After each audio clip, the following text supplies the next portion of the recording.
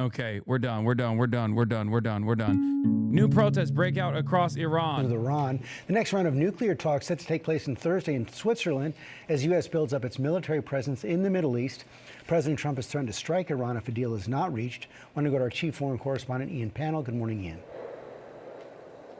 Yeah, good morning, George. Fresh wave of protests breaking out in Iran amid rising tensions over a possible U.S. military strike. We've seen demonstrations in several universities with students shouting slogans against Iran's supreme leader. Remember, protests last month were brutally crushed, with at least 7,000 people killed by regime forces. Meanwhile, Special Envoy Steve Witkoff warning Iran could be a week away from having material for a nuclear bomb, but that's been the case for months. Amid growing fears of war, another round of negotiations is possible this week. President Trump has given Iran an ultimatum to agree to a nuclear deal within the next 2 weeks, and he's confirming he's considering a limited strike on Iran if it... MAGA is pretty close to a peasant class. No, they're not. The closest we have to a peasant class is undocumented migrants in this country. And even that is like, I don't know if they would be considered, it would not be considered peasant class. Prisoners, maybe.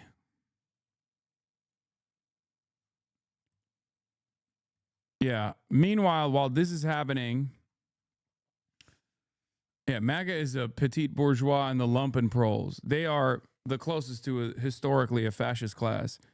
Like that's where fascism thrives.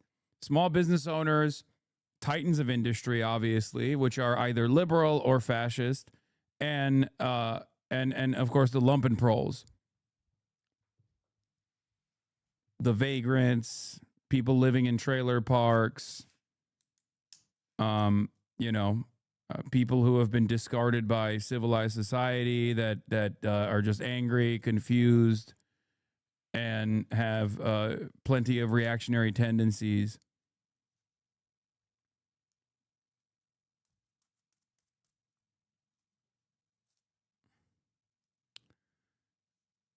Slaves are the peasant class, and yes, we will have slavery. Yes, we still have slavery as a permissible form of punishment. Yeah, that's why I said like prisoners are the closest to a peasant class. But the reality of the matter is, as far as the productive forces goes, in the normal process of commodity production, our peasant class is in the third world. We have outsourced it. We've outsourced it to the child miners in Congo. We've outsourced it overseas.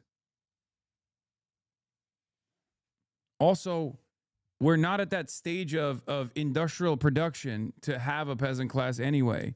Like we have a totally separate mode of production here in the United States of America. This is like, it's important to understand historical development, but there's no comparison you can make here. Like there's nothing, like you do not comprehend what rural peasantry looked like and their living conditions look like in an industrializing China in like the fucking 30s and 40s and onward. You have no way of comprehending what their day-to-day existence looked like try to compare it to the day-to-day existence of like the poorest person in the United States of America, even a homeless person in the United States of America. It's just not comparable. And it's also a totally separate category anyway. That is also different from, genuinely different from like the industrial worker as well. You're in this, ready for LA, ready for a bold transformational change towards the movement. We'll look at that in a little bit. Doesn't, but Iran making it clear it'll retaliate against U.S. troops and bases in the region. Michael? All right, Ian, thank you for that. It's something none of us really want to happen. And the U.S. State Department evacuating non-emergency personnel from its embassy in Beirut. So the department says the embassy remains operational with its core staff in place. The move comes as the Trump administration builds up military forces in the region ahead of possible strikes on Iran. And Bill has much more on that from the board. Yeah, the enshittification of probably one of the only aspects of American existence that still kind of works, the military, continues. President Trump's decision to extend for a second time the deployment of the aircraft carrier USS Gerald Ford is taking a toll on the ship's sailors and their families. Missed funerals and blocked toilets. Iran deployment takes a toll on U.S. sailors. Because remember, nothing works in this fucking country. Let's be real, right? Your roads are shitty. Your infrastructure is shitty. Everything is busted. Except the military is supposed to work. It's like one of the last organizations in American society that kind of works, right? And yet, even these guys don't fucking work. Update, sewage apocalypse on USS Gerald Ford toilets. 80% of the toilets are completely stuck, waste backing up and flowing in reverse. And shitification, but literally and figuratively. You can't actually have a real working military without the fucking toilets working on the goddamn ship. So it does unironically put a hurdle in front of the imperial plans, the imperial design of America here. $13 billion U.S. carrier stopping in Crete so that the crew can take normal shits. The USS Gerald Ford, seen arriving earlier today at Crete Naval Base in Souda Bay, Greece, for a multi-day port visit, allowing the ship to replenish supplies and the sailors on board to rest prior to continuing her journey towards the Eastern Mediterranean near Israel. 6 years ago, still trying to fix the $13 billion boondoggles toilets. Those trillion-dollar Pentagon budgets aren't for peasants who serve. It's all for mansion-dwelling North Virginia arms merchants who kick some of it back to the political class, rinse and repeat.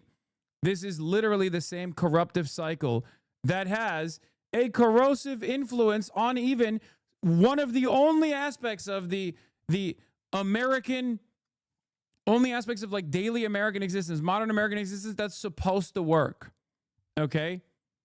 This is literally the one thing you can't fuck up, because the entire confidence as the global reserve currency in the petrodollar, in the dollar itself, stems from America's logistics and its just-in-time imperial warfare. America cannot maintain the global reserve currency if its military force can't be anywhere all at once in real time around the fucking planet.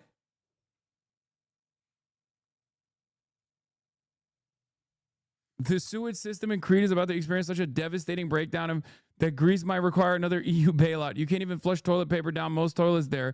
And these Navy guys blew up their aircraft carrier's septic system by flushing T-shirts and rope.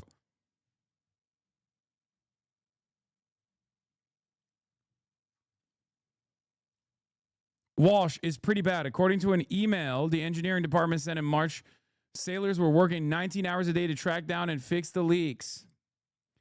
The email references 205 calls in less than 4 days. Toilets, which the Navy calls heads, can go down for hours in parts of the ship.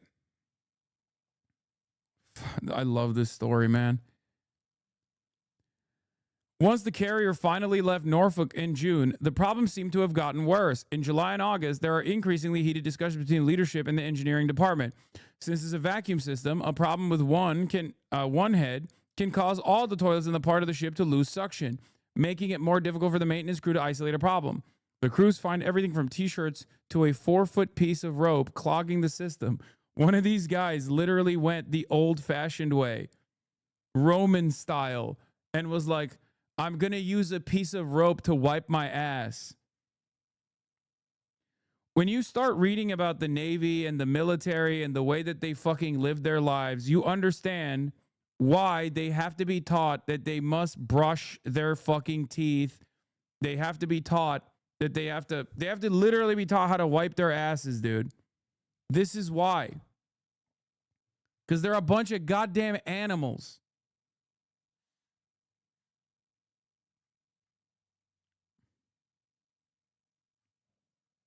But the most common problem seems to be part of the back of the toilet that comes loose.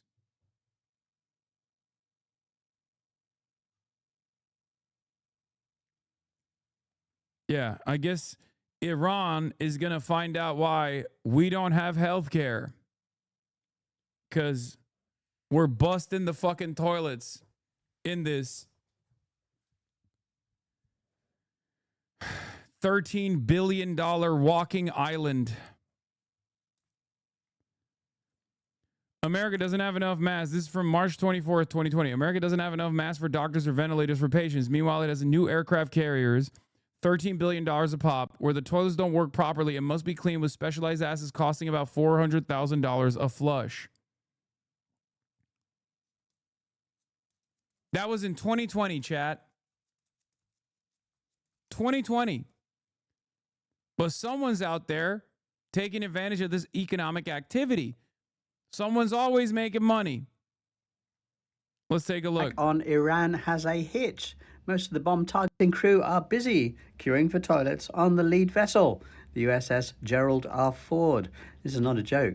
A set of emails was obtained by NPR, a US public broadcasting group, revealing that toilet wars have broken out on board the most expensive ship the US Navy ever built. And the Wall Street Journal followed up to confirm the tale today. TLDR summary: there are too few functioning toilets for 4,600 sailors, and the problem is worsening daily. Problem 1, design planners screwed up by including too few toilets for 4,000 plus sailors, leading to 45-minute queues on a daily basis. Problem 2, engineers screwed up by installing a fragile vacuum system in which a single valve breakdown on one toilet can stop all the toilets in an entire department functioning. I'm in favor of this because the toilet situation has unironically put a pause on the Iranian strikes, which means that I will be able to play video games with Adapt on Wednesday. I'm not even joking. Like the strike target, I think, and they might still do it without this carrier making its way to Israel or Iran or wherever the fuck it's supposed to go, but I'm supposed to be playing video games with Adapt on Wednesday. We're playing Reanimal together. And I was really worried that the State of the Union is tomorrow night and that Trump will probably facilitate the strikes on Iran after the State of the Union, which happens to be Wednesday, which happens to be when I was supposed to play video games. And I think the dookie from the butt from this aircraft carrier unironically is putting a damper on those plans. The queue is even longer. Problem 3, some of the temporary repair operations, such as using an acid flush to clear out calcium buildups, can only be done while the ship is docked. No prospect of that. But with so many toilets out of order, too much pressure is put on the ones still working, so the problem will just spread. And the issues have already been mounting for more than a year. A March 18th, 2025 email from the engineering department sent out to all chiefs on the ship said there were 205 toilet breakdowns in 4 days, the NPR reported. Now, the ship is at the heart of US overseas attack operations, working for months in waters near Venezuela to support the abduction of the country's president and the seizing of ships carrying oil to customers around the world. And the ship is now heading the planned regime change operation in Iran. Israel wants a pro-Netanyahu leader installed, as the US has done in many other countries. But how can they attack Iran while staff are queuing for the loo? One result of all this is a war of words between sailors and onboard sewage staff, called hull technicians, or HTs. One sewage engineering chief complained that sailors put all sorts of problematic material down the toilets. Even T-shirts were found clogging the pipes. Our sewage system is being mistreated and destroyed by sailors on a daily basis. My HTs are currently working 19 hours a day right now, trying to keep up with the demand. The US taxpayer spent $13 billion on this ship. On the plus side, it would be delightful if the carrier's desperate lack of functioning toilets caused the attack on Iran to be cancelled or postponed. Got to look on the bright side of life, right? I don't know who this guy is, but I love him. The person who did this video, what a fantastic voice he has. Potentially internal sabotage. I'm not gonna say anything.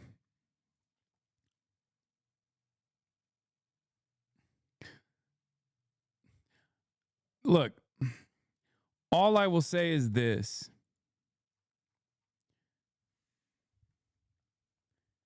If you want to build a working movement, you can't fucking disparage veterans and active duty service members. If you want to organize, perhaps one of the best areas that you can organize in is active duty service members. I have a fundamental opposition to the likes of those like Bad Empanada and many other people who keep saying, oh, we're troop exploders, fuck the troops, they're all fucking Nazis, all this shit. I will never, ever do that. Okay? I will never, ever, ever do that.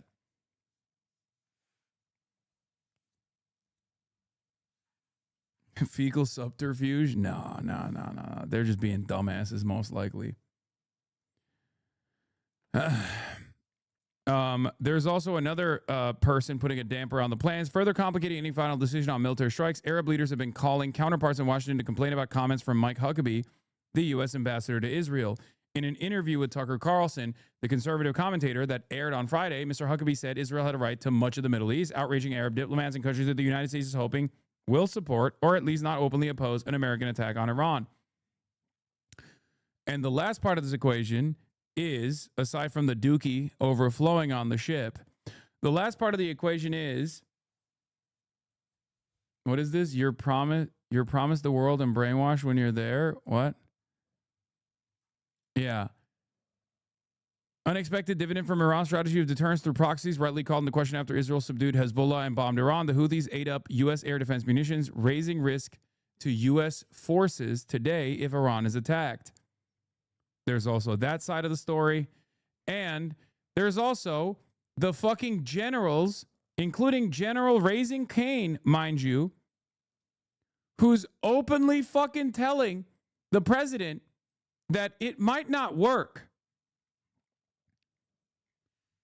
That's right.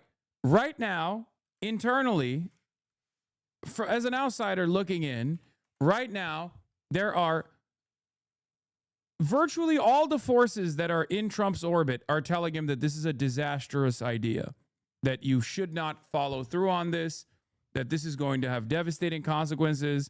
There is no guarantee that it's going to fucking work. It's all garbanzo. Okay? This is the third story today about the Pentagon raising doubts about a significant military operation inside of Iran, this time from the Washington Post. Wall Street Journal wrote about it. Axios wrote about it. The American military does not fucking go to mainstream news to tell them that they have concerns unless those concerns are pretty fucking big. Okay? Trump might say it's fake news, but it doesn't matter. These concerns are definitely so valid that there are people in the military that went to their pliant media counterparts and openly revealed that there are some really big problems. Okay? Washington Post says, as the Trump administration weighs an attack on Iran, the Pentagon's top general has cautioned President Donald Trump and other officials the shortfalls in critical munitions and lack of support from allies will add significant risk to the operation and to U.S. personnel.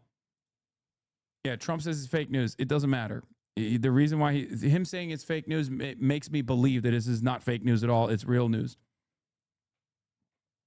Taking out Iran's missile program would require hitting hundreds of targets across a country more than 3 times the size of Iraq. If the objective is to overthrow Iran's supreme leader, Ayatollah Ali Khamenei, as Trump has mused publicly, the target set would expand dramatically to thousands of sites, including command and control nodes, security services, and key buildings tied to Khamenei. Such a campaign could extend for weeks or months, require much more munitions, and expose U.S. forces to more intense retaliation, the former defense official said. 2 munitions critical to the defense of U.S. military personnel against Iranian-launched ballistic missiles, terminal high-altitude area defense, or THAAD interceptors, and Patriot missile systems have been extensively used in recent military operations in the Middle East, as in Israel. Okay? Specifically in Israel. Because they put all the THAAD missile launchers in Israel. Not all of them, but a big chunk of them. And Israel depleted them when they were doing the 12-day war. You don't have enough runway to fulfill the demands, the needs of Israel. You can't just go and fucking invent THAAD missiles overnight. Okay? It takes a while to replenish the stocks once they are depleted. Iran 100% was able to deplete their fucking defense systems in the 12-day war.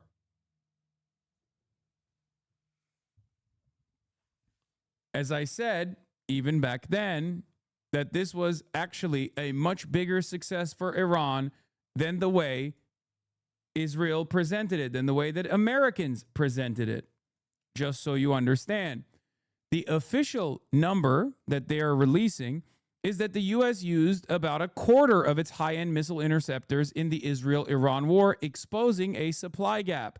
That was back in July 31st, 2025. The real numbers are probably even more devastating. So the question I have for you is, who is this for? Okay? Who is this for?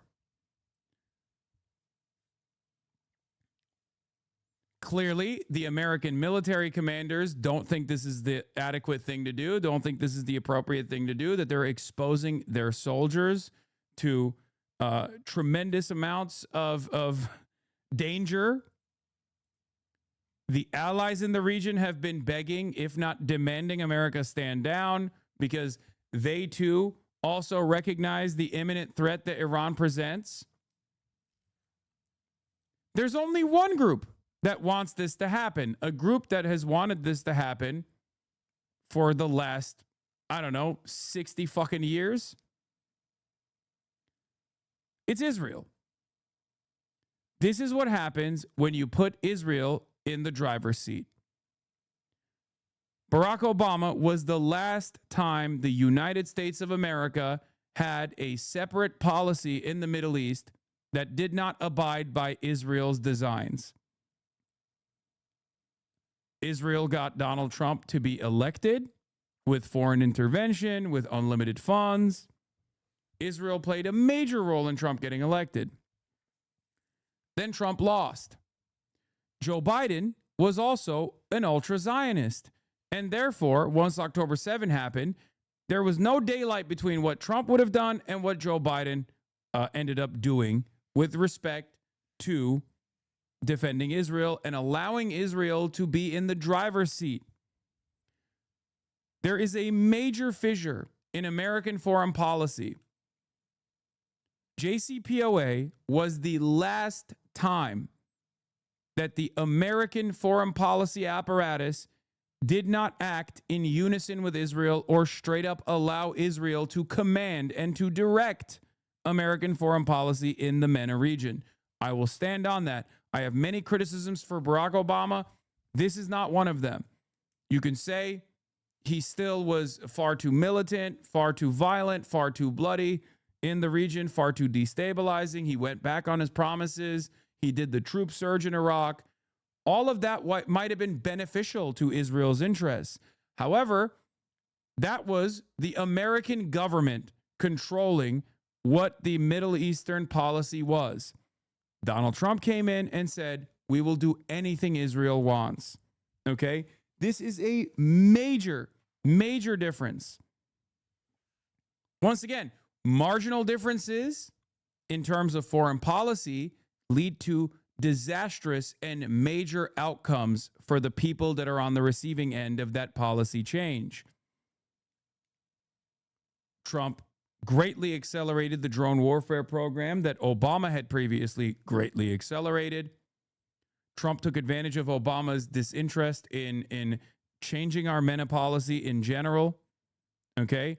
But as far as the JCPOA goes, as far as Barack Obama's Cuba policy goes, Barack Obama was the last time America had sovereignty in its foreign policy. Post Barack Obama, the presidents that came afterwards, regardless of how bipartisan the war machine is, and it certainly is bipartisan, okay? Donald Trump basically said, Israel, hold the wheel, we'll do whatever the fuck you want, down to assassinating Qasem Soleimani, okay? Joe Biden was also a major dick rider of Israel, a major ultra-Zionist, which is precisely the reason why Joe Biden did not reverse any of Trump's accelerationist policies. Okay?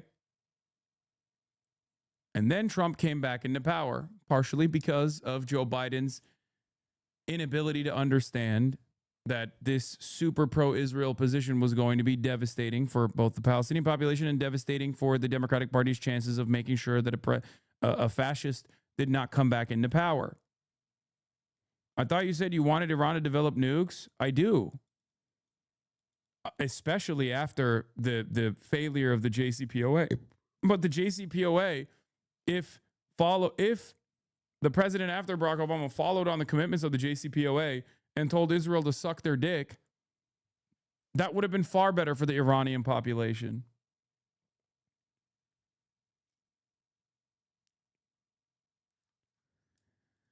But here we are.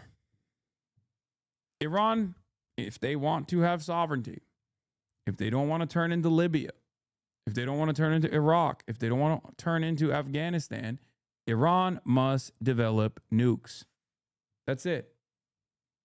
You cannot be a nation in the periphery and have sovereignty without developing nukes. You must develop nuclear arms. That is just the truth of the world in 2026. Shut the fuck up. It's true. I'm going to get deployed into the Middle East in a few months. See, if Iran had nukes, you probably wouldn't be getting deployed into the Middle East in a few months. They are way too radical for that. Listen up, dumb grunt. If you don't want to fucking shit and have that dookie get flushed back in your face on USS Gerald, okay, then you should be hoping that Iran develops nukes. Okay? Do you understand? Because otherwise, Israel gets to fucking dictate foreign policy. And you go out there and you die for Israel like the good little boy you are.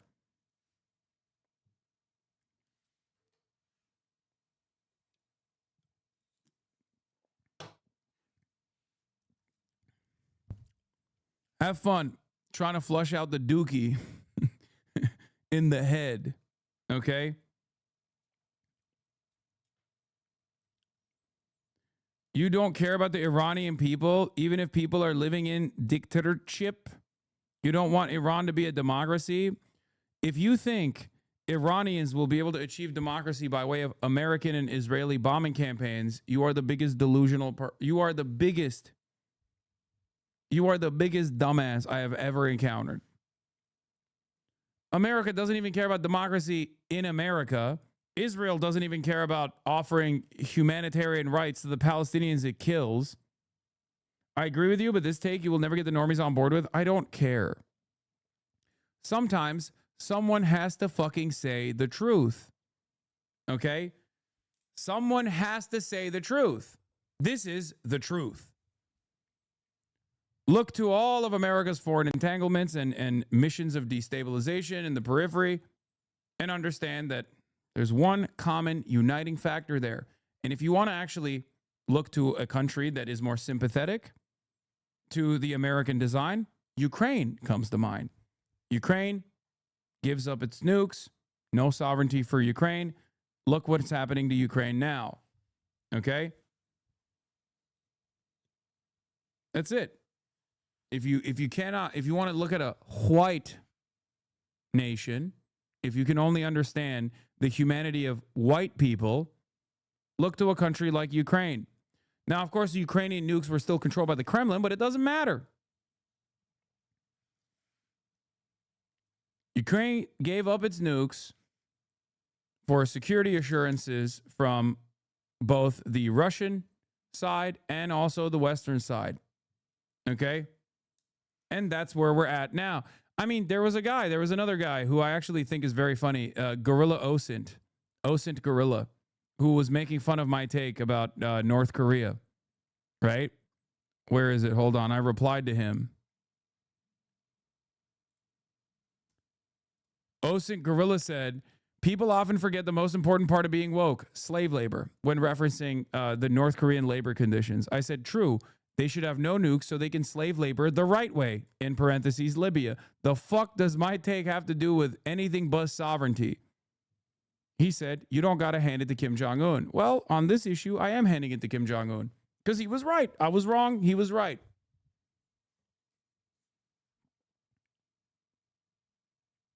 Osint gorilla is actually very funny. Normally, it's not. You know, this is I guess one area that where the Western chauvinism kicks in a little bit.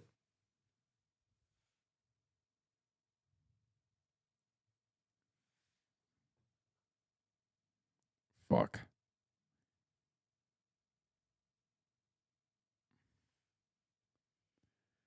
This doesn't mean, for the record, that, you know, the situation is sweet in North Korea.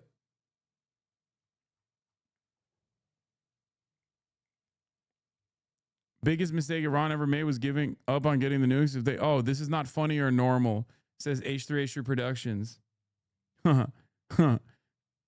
The esteemed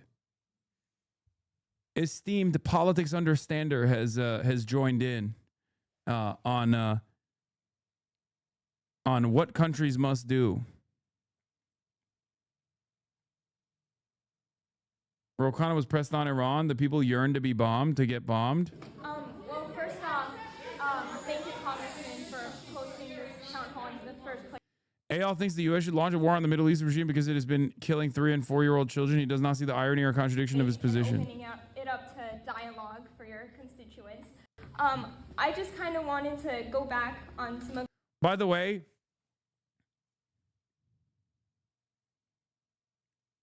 all I'm going to say is someone comes to me and is like, I'm a constituent and my demand is that we bomb Iran. I think y'all know what my answer is going to be. The points that were mentioned in the beginning regarding the Iran situation and try to counter a few of the things that you said just because I wanted more elaboration. So when we're talking about this issue, you're saying that you don't want the U.S. to go into another war with the Middle East. But what we're trying to emphasize here is that targeted strikes on military facilities, IRGC bases, Yeah! I love being American! Murder! Genocide! We need blood! More blood for the blood god! Yeah!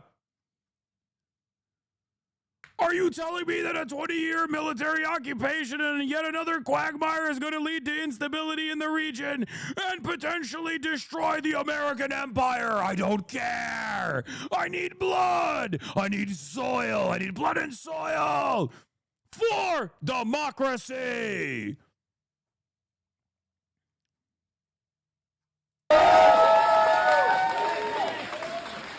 Yeah, I see stuff like this. It's so hard for me not to be like, my war is no longer with the American ruling class. It is with the American people, straight up.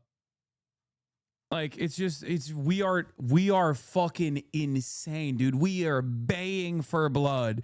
We are baying for blood. Yes! Do you think that the room is astroturf? No, I think the average American it literally has Hitler particles in their blood. I think that's what I... Are very deliberate military strikes, targeted strikes, and this is what the people in Iran are asking for. I have relatives in Iran who are just begging for something to happen. And the more we stall and... They're bored, bro. Blow them up. I have people in Iran that are begging for it. I don't care. That's still stupid, okay? Here's my take as an American. If you want like a selfish American, somewhat right-wing take on this, why is it my fucking problem? Like, why? Why am I spending tax dollars killing your fucking relatives? There is a right-wing argument here that you can make if you want to. Obviously, the normal argument to make here is, how is me blowing up your country going to somehow bring about democracy? What the fuck are you saying? What is coming out of your mouth right now? Like, I know you're too young to remember Iraq, Afghanistan, Libya, but that happened. That happened that happened while you were a baby, but you saw the impact of that. Try to discuss this with Congress every second that is waiting. Persian Cucumber says, fuck your relatives in Iran. Mine don't want U.S. to come in. Now what? I mean, it doesn't matter because your relatives are never going to be hurt. It doesn't matter. Another life is being taken. And you know... I'm 17 years old. I'm an Iranian. Yeah, it's like, yeah, oh God. How do you become this way? I just don't get it. I'm so glad you haven't covered the insane things Iranian diaspora is saying online is brain breaking. I know. I see it. I see it all the time. But it's also the same exact fucking bullshit that I hear from the Cuban diaspora. It's the same exact bullshit that we heard from the Iraqi diaspora, the diaspora everywhere around the world. It's always the same. Same with the Venezuelan diaspora, who is, you know, they're awfully quiet as of late because Delcy Rodriguez is now in charge. So what happened? You didn't overthrow Chavista. You just got a more pliant Chavista regime.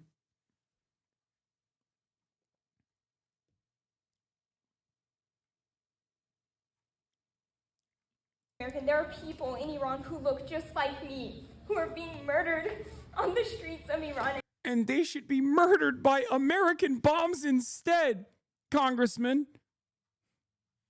Why do you want them to be murdered by the IRGC and not JDAMs that my parents' tax dollars paid for?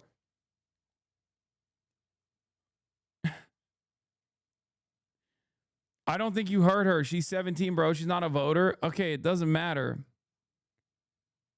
She is clearly winning that room, okay? And of course, because there's no sane anti-war, anti-military, anti-fucking imperialist voice in American politics, no one could just sit there and be like, yeah, I understand what you are saying.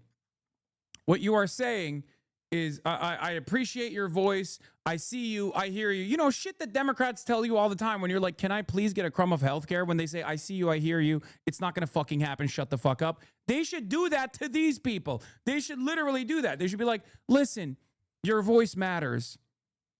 I really love that you are brave to speak out like this. It's a freedom that many Iranians don't have in Iran. Unfortunately, however, I don't believe that American military incursion and targeted strikes in Iran is going to actually bring about democracy. This is a lie that has been told over and over and over again from neocons onward since 2001. It has never been a real thing. We have never brought about democracy in a place where we've had any sort of imperial design over. It's not going to happen, okay? They have no problem being fucking indecent and lying to our faces and you know, operating at the behest of the military-industrial complex, but there's not a single fucking person that has the decency to do that in the correct, morally righteous position.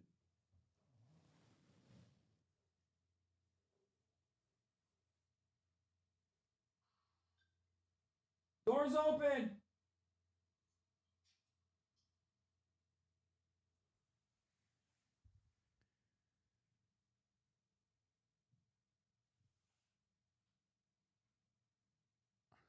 And it is just heartbreaking. So I don't understand where is the obstacle in taking action against this regime. You know, everybody is entitled to their opinions about the president, of course. But when it comes to targeting a regime that has been killing nonstop children, 3-year-olds, for 47 years now, where is the obstacle? Please tell me, Congressman, because I and all of the Iranian Americans that you see here just cannot fathom that at all. So that is my question.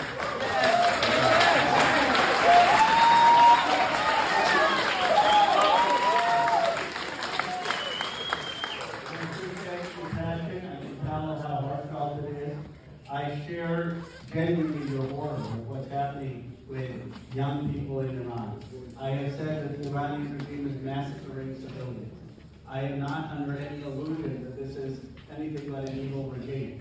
I do not have any sympathy for the Iranian regime. I have a lot of sympathy for the protesters in Iran. The question is, what is going to be effective? Last time Donald Trump took unilateral action in Iran, it obviously didn't work. Because we're in a situation after he took that action. Oh, they're mad. It's better nothing.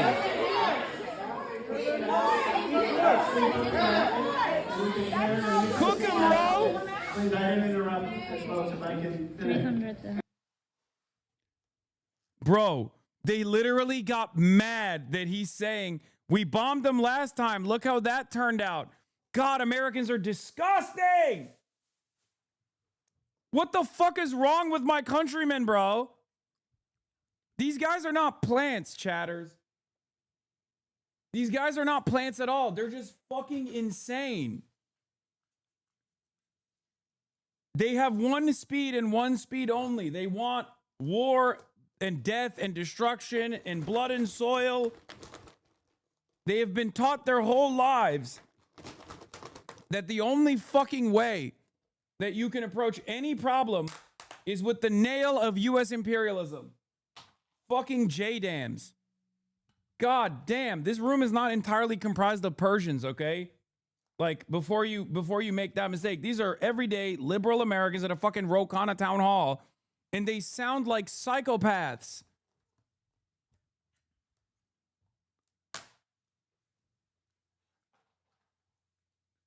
Conscript every single one of them? No, I mean, that's not going to solve it either.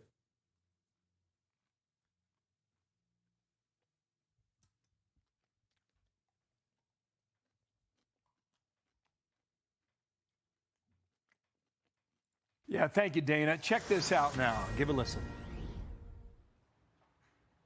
And on building out a nuclear program. This is their prophecy that says, no, we're not going to capitulate to the infidels, to the big Satan, the United States of America. So I'm unsurprised that they haven't agreed to the basic ask we have, which is like, just behave like a normal nation.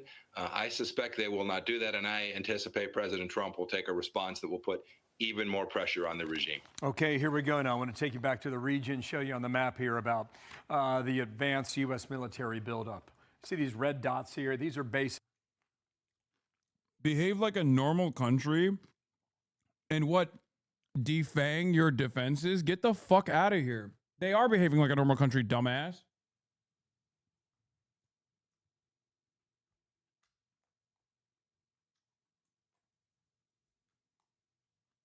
That host U.S. aircraft, right? So it's Jordan and Saudi Arabia.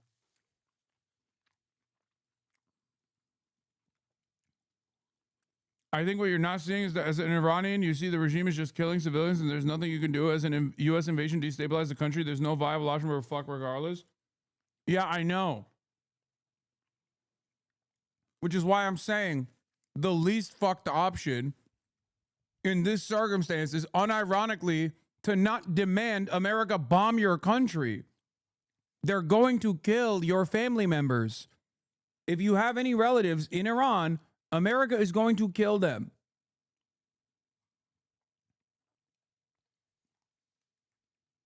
And this is not the entirety of the nation demanding blood anyway. There's plenty of people who don't like the regime, but don't also want to get fucking bombed by America. And there's plenty of people who don't like the regime or who love the regime and, again, don't want to get bombed by the United States of America.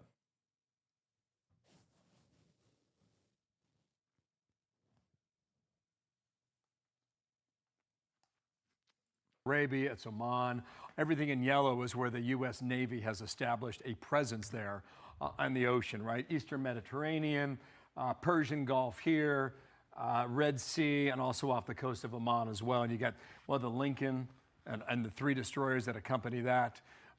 And you've got just massive amount of material that you have options for. And now, if I could, sorry, this is above, this is a satellite picture from the Natanz nuclear facility, of which there were 3. There's Fordo, Natanz, and Isfahan. This is Natanz, and this is December of 2025 versus really 2 weeks ago, 3 weeks ago in January. So what I want to show you here is that this appears to have been taken out. All right, back in Midnight Hammer, late June of last year. And then this, it's a little hard to see here, but if you look very closely, you can see the white top of a roof or a tent that's been established. And based on some of the reporting, at least 2 of those 3 sites, they've set up this tent, this roof, and what they're doing, we do not know. General Jack Keane might. He joins me now. And sir, good morning to you. It's my understanding that Natanz doesn't even have electricity. What's your best guess, and where do you think the commander-in-chief's head is right now about hitting Iran? Well, first of all, on the sites that we certainly destroyed, what Iran has been doing is attempting to assess how much damage can they recover that site. Is it really worth the effort? also publicly reported, we know they're looking at another site that we did not hit. It was not a nuclear site, so they can actually develop new capability at that site. But we're tracking all of this. The Israelis are tracking it, and we're tracking it. And believe me, we're not going to let them get too far advanced any place without having to, either one, they voluntarily stop work through negotiations and agree to a substantive deal, or two, that it would be on the target list in addition to a very comprehensive target list. Wait, I'm sorry. I thought it was fake news that they destroyed the fucking nuclear facilities. What happened? I thought it was fucking fake news. What's going on? That's what the Trump administration told me. That's weird. If we do conduct a military operation, which I do think we will. Okay, we just got a 2-minute warning to the president, so we might get interrupted here, sir. I want you to listen to Steve Witkoff. He's on with Laura Trump on Saturday, My Idea with Laura, and this is what he said about the nuclear capability.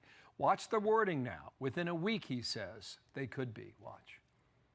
They've been enriching well beyond the number that you need for civil nuclear. It's up to 60%. They're probably a week away from having industrial grade bomb making material. And that's really dangerous. This is something that they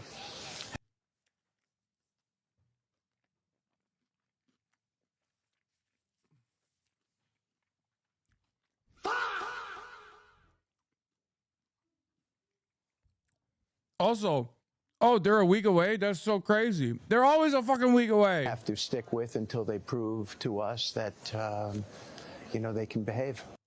Sir, how do you interpret that comment when we were told that their nuclear program was obliterated and destroyed in that raid on Midnight Hammer, 3rd week of June last year? Well, I don't know what the basis for that is, but certainly if that's the case, that there still would be months away. Getting actually to weapons grade is 90%. To go from anything north of 20 to 90 doesn't take that much time.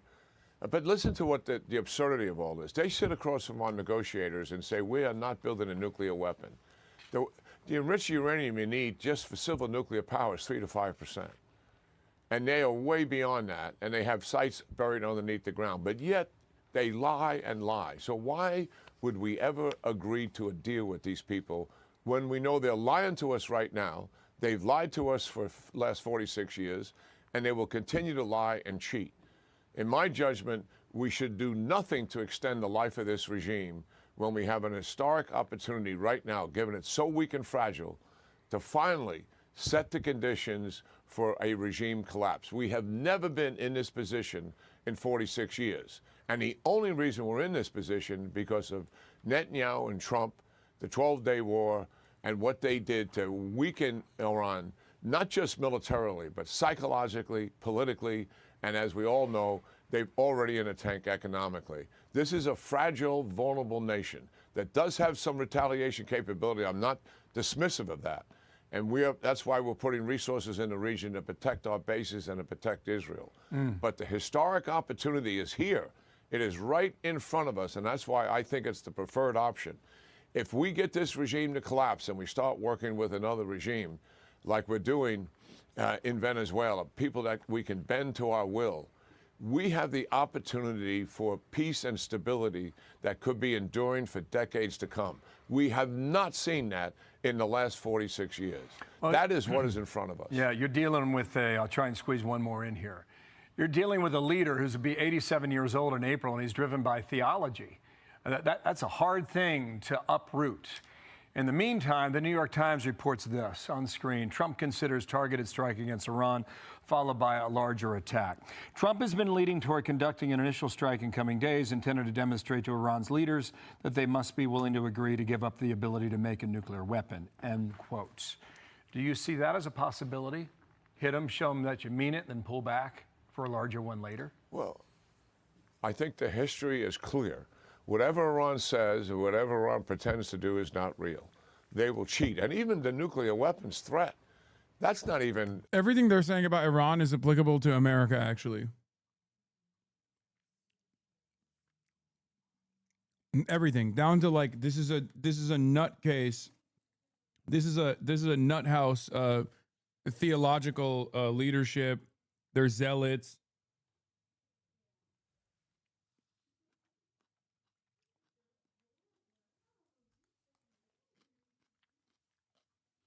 a good deal in itself. What about the ballistic missiles? That's what they've been recovering since the June war. That's what's got Israel so concerned. That's why we have so many assets in the region to protect our own bases from that. They would have to agree to limit the range of those nuclear ballistic missiles, 300 kilometers, and so they couldn't hit Israel, and also limit the numbers of those. And they would have to stop supporting the proxies. Bro, what you just said is the quiet part out loud. When he says they want to limit the range of missiles to 300 kilometers, he's literally saying you can kill Americans and American military bases in the region. Like right across the fucking water is Qatar. That's where U.S. CENTCOM is. He literally is openly saying you just have to limit the range to Israel. We don't give a fuck about anything else. You can kill American soldiers if you want to. Just please spare Israel. After all, they've been destabilizing the region for multiple decades by supporting the proxies. The whole October the 7th is all about Iran fueling Hamas and Hezbollah to try to destroy the state of Israel. Where is our memory? That was just 2 years ago. So they haven't changed their stripes. And yes, they are ideologues, theological ideologues. And it would be much better to remove them and work with nationalists. They may be hardcore, but that you can bend to our will. And that is a much better option. Pardon my interruption. The president's out now. Thank you, General Jack Cage. Hey, everyone. I'm Emily Campagno. Catch me. I really like Nick, but sometimes you really do push the boundaries. Well, why does USA always want to impose their morals, their values, their way of living on other nations? Are you happy with Iran having a nuclear bomb? Yeah, absolutely. Well, we have one. Sorry, hang on a second. Do you know, I thought you said yes. On USA, you are happy with Iran developing nuclear capability? 100%.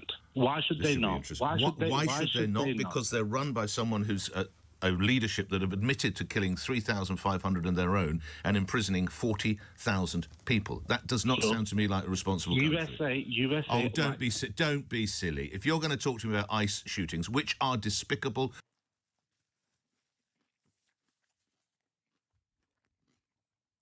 America kills hundreds of thousands of people and doesn't even think about it. America's killing more Iranians with their sanctions, and we have a nuke. We're the only country that has deployed nukes on civilians. Also, there's little America right there. Israel. Israel has nukes. Israel is doing a genocide. Israel's an apartheid nation. Israel is a far more malignant force upon the planet with nuclear arms than Iran. I'm glad that there are people who are coming to this conclusion, though. Like, it's crazy.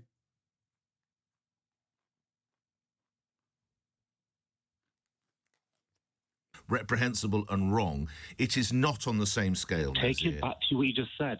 They are nuclear. They are nuclear equipped. Yes, they're also a democracy where they don't shoot 3,500 people in the streets and arrest 40,000 others. Ask Americans. Ask them. They're not democratic at all. Listen, I respect you, but we're not going to be able to have a conversation as here, because if you, what would you call the presidential elections if they're not democracy?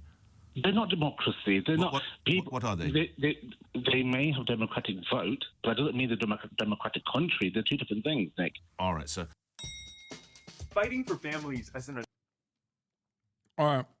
All for Lieutenant Governor. We're going to have him on in a little bit. I'm still